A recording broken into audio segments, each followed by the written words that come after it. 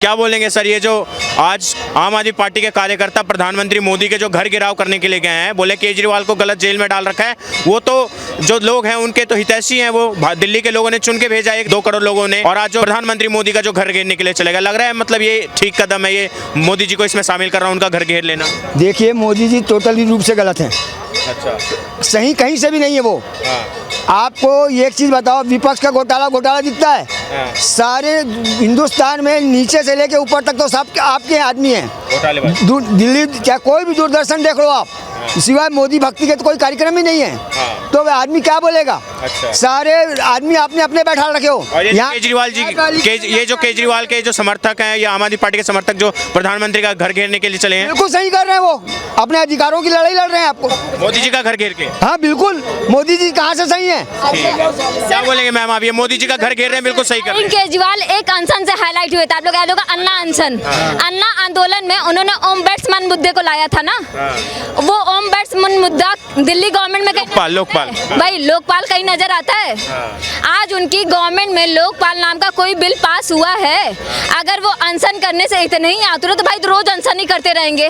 कभी farm bill नाम के अनशन करा देते हैं, कभी अन्ना के नाम पे वोट बैंक लेने के लिए अनशन करा देते हैं, और बाद में वही इंसान कूड़े की तरह साइड में कर दिया। जो चाचा बोला इन्होंने बात अभी की, बिल्कुल सही कर रहे हैं, वो मोदी जी को घर घेर रहे हैं, मोदी जी बिल्कुल गलत है इसके अंदर। तो वही तो कर रहे, अनशन करने की आदत बनी हुई है। अनशन से चुनाव में उठ के पब्लिक फेस बने, अब अनशन के नाम पे वो वोट सिंपैथी गेन कर रहे, क्योंकि उनके पता है इस बार उनके पास कोई मुद्दा नहीं है। कोई डेवलपमेंट नहीं है, कोई हॉस्पिटल नहीं है, एजुकेशन में कोई एम्प्लॉयमेंट रेट नहीं बढ़ा है, ना एजुकेशन से कोई बच्चों को बेहतरी मिल रही है। तो मुद्दा क्या होगा, मुद्दा मोदी जी है। एक मोदी जी जिनके साथ पूरी इंडिया अलायंस मिली हुई है ना, वो किसी बंगाल के मुद्दे बोलती, संदेश खाली हुआ था ना। अरविंद केजरीवाल का कोई स्टेटमेंट आया, आतिशी ने कहीं धरना दिया उन औरतों के लिए, कोई नहीं बोला। कांग्रेस की कोई नेता बोले।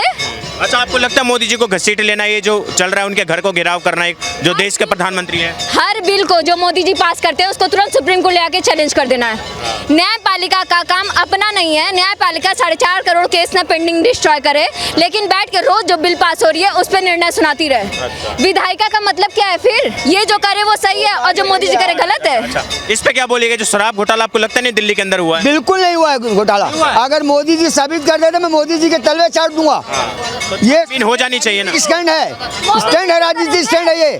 आपको मैं पूरी बात बताऊंगा, सुनोगे तो।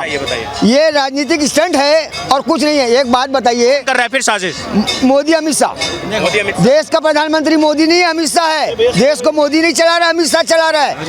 जवाब ले लेता हूँ, बताइए सर क्या बात? यह केस मोदी जी साबित नहीं करेंगे, केस कोर्ट में साबित होता है। और सुन तो लो, कोर्ट किसका है? एक बात बताओ, मोदी जी का है। कोर्ट मोदी जी का है जी। जो एक बताइए, सुप्रीम कोर्ट के सारे जज बैठे कि नहीं? बैठे। आप वकील हैं, बोल रहे हैं कोर्ट मोदी, एक आप वकील हैं, आप बोल रहे हैं court, supreme court, high court सब मोदी जी का है। अच्छा, अगर सब मोदी जी का हो गया है, 2014 के बाद से मोदी जी का हुआ ना। 2014 के पहले आपका था, इसका मतलब मान रहे हो आप? 2014 के पहले कांग्रेस कोर्ट करती थी। हमारे न्यायपालिका जो थी ना, उसमें हमारे आदमी नहीं बैठे थे, इसमें आपके आदमी बैठे हैं। अच्छा, कुछ है ही नहीं। इलेक्टोरल बॉन्ड पे भी सरकार को क्यों फिर इलेक्टोरल बॉन्ड पे कहा गया था कि सब अडानी अंबानी का सब निकलेगा, कहा गया था ना। लिस्ट आई, सुप्रीम कोर्ट ने बाद में एफिडेविट भी मांगा गया, एसबीआई ने पूरा एफिडेविट दिया। कितनी लिस्ट निकले हैं? कितनी लिस्ट कहाँ है? सर नाम तो दबा के रखे हैं चुनाव करण।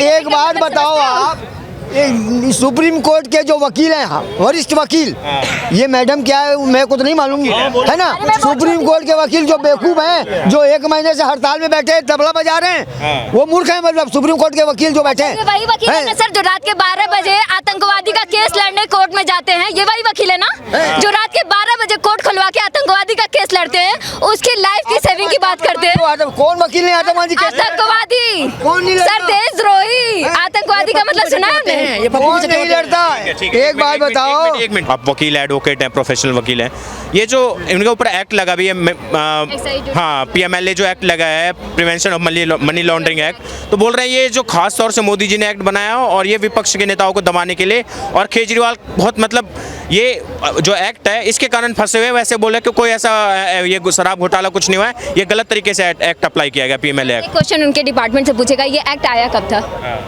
अगर वो एक्ट की डिटेल इन्फॉर्मेंट डेट बता देंगे, मैं मान लूँगी बीजेपी ने लाया है। अदरवाइज ऐसे क्वेश्चन का जवाब देना एक तरीके से मजाक उड़ाना ही है और कुछ नहीं है। कि हर लॉ को मोदी जी ने लाया है, हर पुलिस वाले को मोदी जी ने भेजा है, ईडी और न्यायपालिका को मोदी जी ने बनाया है, तो ये मोदी जी का नाम लेना बंद करे। कभी तो कोई काम न्यायपालिका और अलग से डिपार्टमेंट को करने दें। हर चीज़ होता है तो मोदी जी के सर पर ठिकरा फोड़ दो। अगर मेरे घर पे कोई प्रॉब्लम आ रही है, सीधे मोदी जी जिम्मेदार हैं। ये तो वही बात हुई, कल को पड़ोस के देश में कुछ हो रहा है, मोदी जी जिम्मेदार है, तो वहाँ पे नहीं, वहाँ पे तो दिखावा हो जाएगा। हमारे देश ने उरी स्ट्राइक की थी तो क्या हुआ, पेपर दिखाओ, पेपर मांगा गया। और जब अपने देश से पेपर दिखाने की बात होती है तो डायलॉग बनाता है कागज़ नहीं दिखाएंगे। तो ये दो तरीके का रवैया क्यों दिखाते हैं ये लोग। जब हमारे देश के लोग अभी यूक्रेन में फंसे थे, आपने देखा होगा, इंडिया की झंडे को शील्ड बना के निकले थे। किसकी वजह से निकले थे? और जब बाद में कहा गया कि मोदी जी ने वॉर रुकवा दिया, ऐसा ड्रामा किया गया, जयशंकर जी ने स्टेटमेंट दिया बाकायदा कि yes I was there when he was talking to the PM and other countries, Putin as well that Macron, Ukraine PM Zelensky से उन्होंने खुद बात की कि let me pass out my students and citizens and then you will start please. तो हमारे देश के साथ रूस और यूक्रेन ने क्यों कोऑपरेट किया था? जेलेंस्की ने मीडिया को, पीएमओ ऑफिस को फ़ोन किया था कि प्लीज़ स्टॉप द वार, आपके कहने पे पुतिन सुनेंगे। ऐसा रोल क्यों आया? जब इजराइल और फिलिस्तीन में वॉर हो रहा था, हमारे देश के लोगों को वहाँ से सुरक्षित निकालने के लिए मोदी जी ने पूरी बात की। ये क्रेडिट कोई नहीं देता। देश के लोग बाहर से आके इंडिया में QR कोड स्कैन करके चले जाते हैं और वो कहते हैं कि कितनी अच्छी टेक्नोलॉजी आ गई है इंडिया में, ये नहीं दिखता। स्टार्टअप से इस समय इंडिया चली गई है यूनिकॉर्न्स में। आपने कई यूनिकॉर्न्स आ गए इसमें, 100 करोड़ से ऊपर वाले क्लब में आ गए हैं। यूनिकॉर्न्स में आने के बाद ये लोगों को नहीं दिखता रोजगार का रोना क्यों चाहिए उनको रोजगार? हर चीज़ में खुद से मेहनत कुछ नहीं करनी है, हर चीज़ में गवर्नमेंट और मोदी जी का ठिकरा फोड़ के बहुत आराम से निकल जाना है। अगर ऐसा है तो कर्नाटक में कांग्रेस है, राजस्थान में कांग्रेस थी, कितने रिक्रूटमेंट निकल गए? राजस्थान में तो 3 रिक्रूटमेंट प्रीवियस की इंक्वायरी चल रही है ना, इसमें सारी में धांधे निकली थी जिसमें अपने परिवार के लोगों को फंसाए थे, उन्होंने पूरा रिक्रूटमेंट किया था। बिहार में कुछ समय पहले रूबी यादव का नाम फेमस ही हो गया है, सबको पता है, नकल में निकली थी। क्यों नहीं रिक्रूटमेंट वो अपने स्टेट में करवा लेते हैं?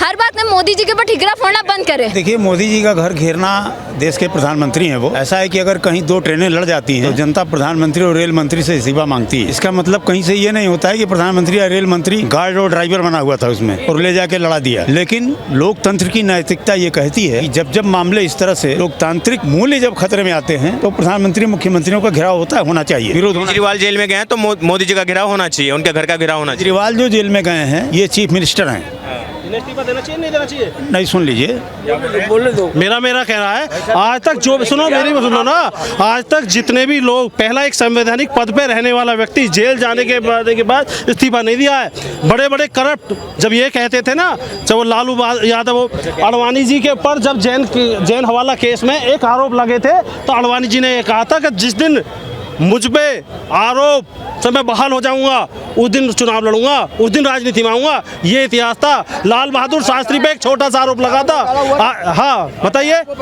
चारा घोटाला आपने नाम सुना? कितने आरोपी थे? 36 आरोपी थे। 35 आरोपी आज कहाँ हैं? सर उसी चारा मोदी के साथ इंडिया अलायंस बना है, उसी चारा घोटाले के साथ इंडिया अलायंस बना है। पहले सुनो, सही बात तो सुनो आप, या तो आप अपनी बोल लो या हमारी सुन लो। चारा घोटाला में 36 आरोपी थे।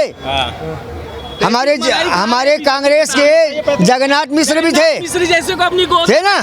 35 लोग बीजेपी में चले गए तो राम राज्य आ गया, और 36वां लालू प्रसाद यादव विरोध में था तो जिस सड़कों में डाल दिए। 35 के 35 बीजेपी में आप उठा दीजिए 35 का नाम। जगन्नाथ मिश्र सहित कई लोग हैं, बता दीजिए 35 का। हम तो अपने कांग्रेसी आदमी का नाम जानते हैं, उनके वकीलों का नाम नहीं जानते।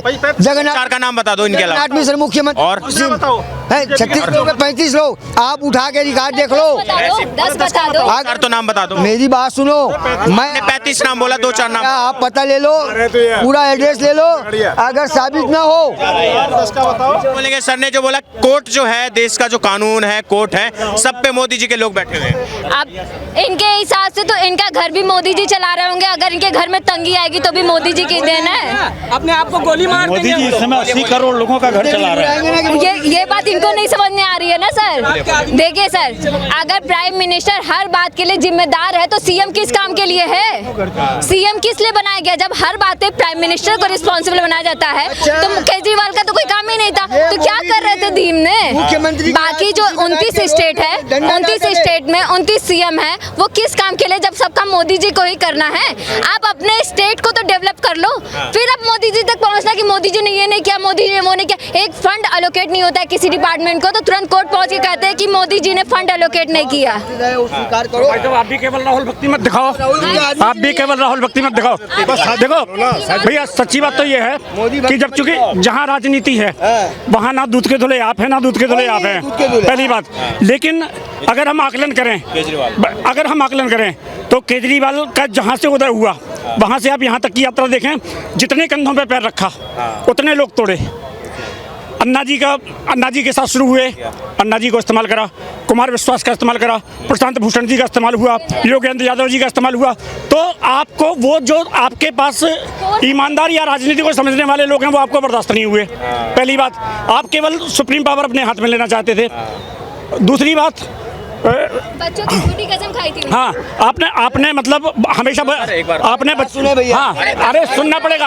अच्छा, जिनके खिलाफ आप राजनीति में आए, सबसे केजरीवाल के चरित्र को केवल अगर एक वाक्य में समझना हो, आप जिनके खिलाफ सबूत आपके अंदर जिनके खिलाफ सबूत रखे थे कमरे भर के, आप वो सारे सबूत आज आप उनके हाथों में हाथ डाल के खड़े हो जाते हो।